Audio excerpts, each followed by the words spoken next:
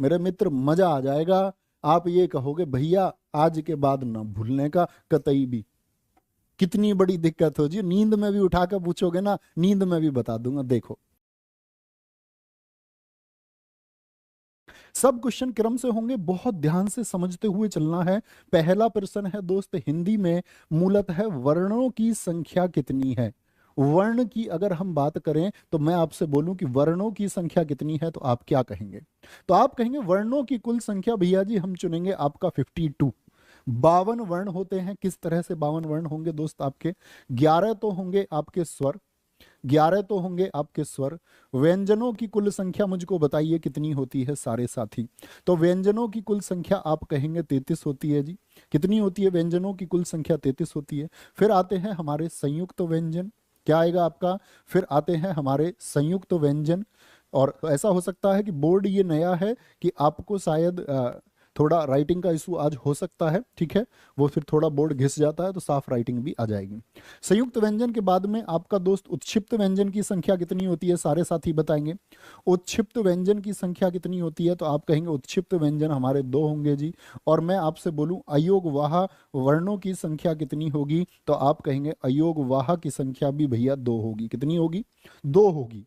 अब देखना बड़े ध्यान से, स्वरों की संख्या जो 11 होती है, अब ऐसा नहीं कि स्वर, अभी बस इतना स्ट्रक्चर जान लीजिए, क्रम से सब कुछ जान जाओगे।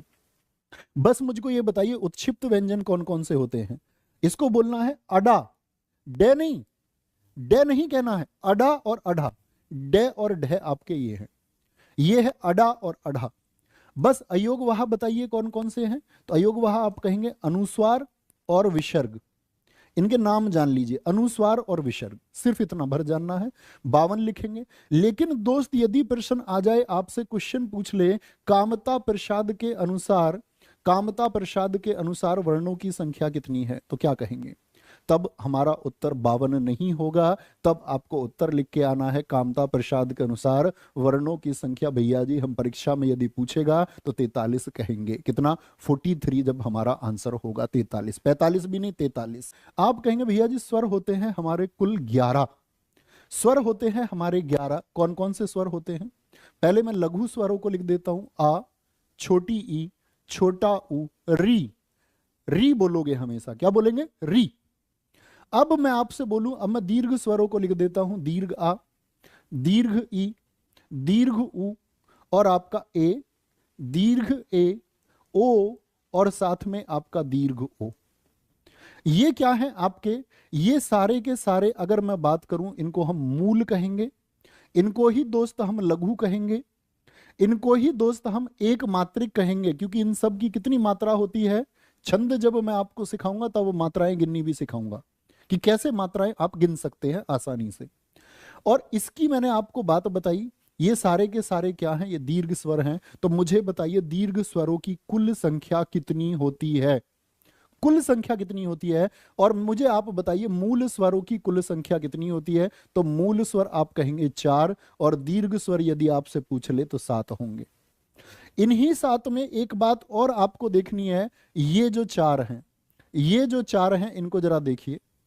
ये देखिए, इसमें जो आपका ए, दीर्घ ए, ओ, और साथ में आपका दीर्घ औ है, इन चारों को क्या नाम देते हैं हम? इन चारों को हम नाम देते हैं संयुक्त स्वर। क्या नाम देंगे? संयुक्त स्वर। क्योंकि दोस्त इसका जो निर्माण होता है वो 2 स्वरों से होता है, ए और आपका लघु ई। फिर इसको देखिए, ए धन, ए धन ऊ से इसका निर्माण होगा। अब देखिए जो बड़े वाले हैं भाई, ए तो सबके साथ होगा, ए और ए को तो याद ही नहीं रखना, ए सभी के साथ में है। ए की प्रकृति कैसी है? घुमावदार, तो इसके साथ कौन सा? घुमावदार अक्षर। ओ की प्रकृति कैसी है? देखिए ओ, तो इसके साथ में ऊ। अब जो दीर्घ है उसके साथ सिर्फ लघु वाले को ले लीजिए, यानी कि ए के साथ क्या आएगा? ए। तो मैं आप सबसे पूछना चाहूंगा इस ए के साथ में क्या आएगा? यदि मैं आपसे पूछूं औ का निर्माण या दीर्घ ओ का निर्माण किससे होता है, तो आप कहेंगे भैया लघु वाले से होगा, यानी कि ओ आएगा। ओ आएगा आपका। तो ये क्या एक जाति थी? आप कहेंगे नहीं भैया ये अलग ये अलग ये अलग ये अलग ये अलग ये अलग ये अलग ये अलग, तो इसका मतलब संयुक्त स्वर को हम क्या कह सकते हैं? विजातीय स्वर भी कह सकते हैं, जो एक जाति के ना हो। वो स्वर पूछा जाता है, वे स्वर जो एक जाति से संबंधित ना हो उनको हम क्या कहेंगे? विजातीय स्वर कह सकते हैं। तो बाकी बचे हुए ये क्या हो गए आपका? देखना, आ कैसे बनेगा? आ बनता है ए धन ऐसे। दीर्घ ई किससे बनेगी दोस्त? अब आप बताइए।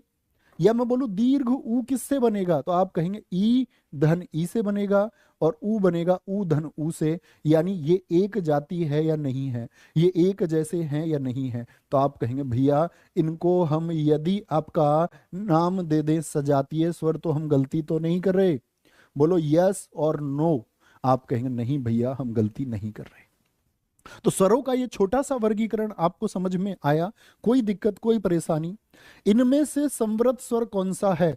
हिंदी भाषा में वर्णमाला में यदि याद करने में दिक्कत आती है बच्चों को, तो इनको रटते हैं, भूल जाते। आज के बाद अगर भूल के दिखा दो ना, तब कहना। देखना 1 मिनट का काम है। मैंने बोला संवृत स्वर कौन सा है, तो मैंने ई को चुन लिया। कैसे? इतनी आसानी से भैया, आपने भी चुन लेंगे बहुत सारे साथी। देखो, अगर हम बोले मुख खुलने के आधार पर, मुख खुलने के आधार पर, मुख खुलने के आधार पर मुझे बताइए कितनी तरह से हम बांट सकते हैं? और फिर मैं अगर बात करूं मुख बंद होने के आधार पर कितनी तरह से बांट सकते हैं? मुख बंद होने के आधार पर मेरे मित्र मजा आ जाएगा। आप ये कहोगे भैया आज के बाद ना भूलने का कतई भी। कितनी बड़ी दिक्कत हो जी, नींद में भी उठा कर पूछोगे ना, नींद में भी बता दूंगा। देखो, मुख खुलने के आधार पर विवृत, क्या होता है? विवृत। और एक होता है अर्धविवृत। यानी मुख कैसा खुलेगा? मुख कैसा खुलेगा इसमें? इसमें मुख पूरा खुलता है और इसमें मुख खुलेगा आधा। ठीक है जी, ये परिभाषा समझ में आई।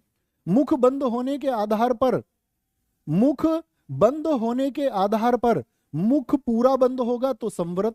मतलब ऐसा नहीं बिल्कुल बंद हो जाएगा, थोड़ा बहुत तो खुलेगा भाई, जब भी तो वर्ण की आवाज आएगी। और फिर आएगा अर्ध संवृत। क्या? अर्ध संवृत।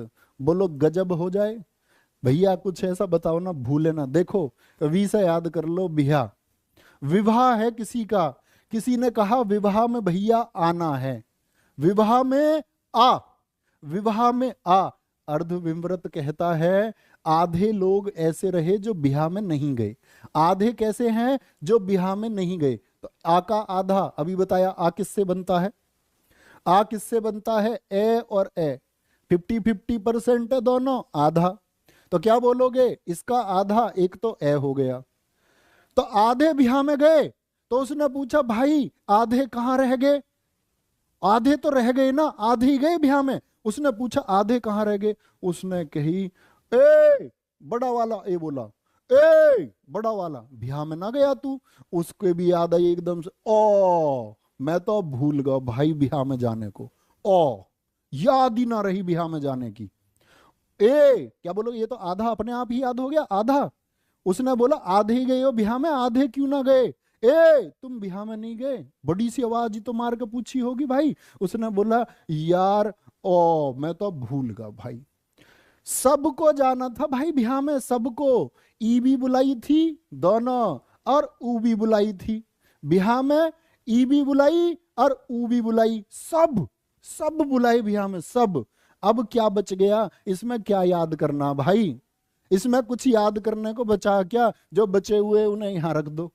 आज के बाद तो नहीं भूलोगे। कमेंट सेक्शन में एक शब्द चाहिए, नो भैया। नींद में उठा के बोलेगा ना, आंख बंद करके बोल दो विमव्रत आ, आधे गए बिहा में ए। उसने पूछा ए गए नहीं शादी में? उसने बोला ओ यार मैं तो भूल गया भाई।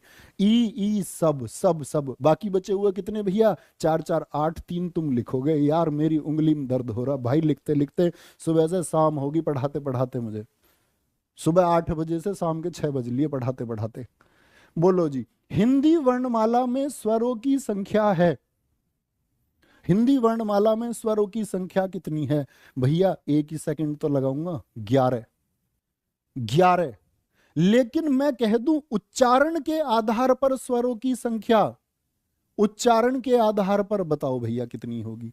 उच्चारण के आधार पर, उच्चारण के आधार पर भाई साहब हम लिखेंगे 10। कौन काउंट नहीं होगा? री को नहीं गिनेंगे। क्यों? ध्वनि किसकी दे रहा है? री। री, री की ध्वनि दे रहा, री। तो रे वाला आ गया, रे एक व्यंजन है, इसीलिए हिंदी के विशेषज्ञों ने, या जो आपका हिंदी निदेशालय है, हिंदी निदेशालय आपका कहता है 1983 1983 के अनुसार की जो री ध्वनि है उसको उच्चारण के आधार पर स्वरों में नहीं रखा जाएगा। ठीक है मित्र।